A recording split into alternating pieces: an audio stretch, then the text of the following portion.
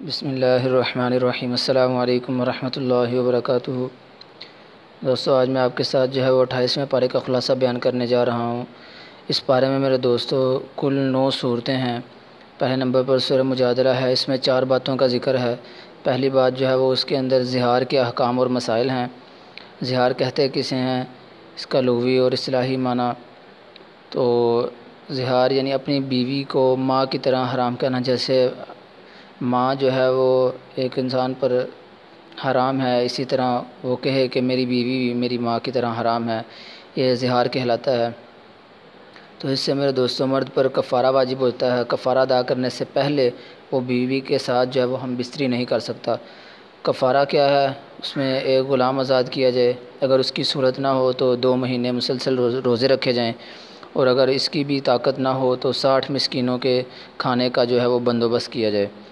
اور دوسری بات جو ہے وہ فتنہ و فساد پر مشتمل سرگوشی کی مذمت اور نیکی اور تقوی کی سرگوشی کی ترغیب دی گئی ہے۔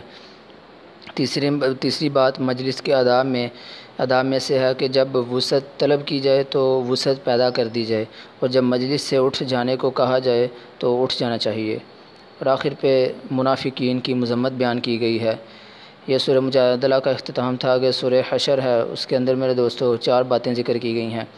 پہلی، بنو نذیر جو ہیں ان کی جلاوطنی کے حالات بتا کر اللہ کی قدرت کو بیان کیا گیا ہے۔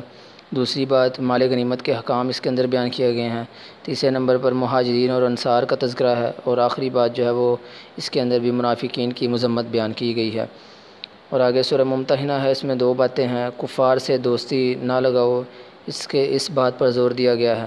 دوسری بات، جو عورتیں ہجرت کر کے آ جائیں ان کے ایمان کا امتحان لے کر اگر مطمئن ہو جاؤ تو انہیں کفار کی طرف واپس نہ کرو۔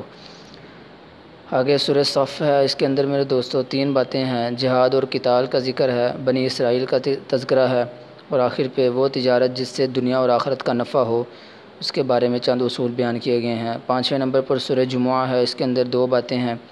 پہلی، یہود کی مذمت بیان کی گئی ہے اس صورت میں، اور دوسری بات اس کے اندر میرے دوستو نماز جمعہ کی فرضیت اور آداب بیان کیے گئے ہیں۔ 6 نمبر پر سورہ منافقون ہے، اس صورت میں منافقین کی مذمت اور ان کے اوصاف رذیلہ کو بیان کیا گیا ہے۔ اور سورہ تغابن ہے 7ویں نمبر پر، اس صورت میں یوم تغابن قیامت کا تذکرہ ہے۔ 8ویں نمبر پر سورہ طلاق ہے، اس کے اندر میرے دوستو 2 باتیں ہیں۔ طلاق کے احکام ہیں، اور دوسری اللہ تعالیٰ سے ڈرنے کے فضائل ذکر کیے گئے ہیں۔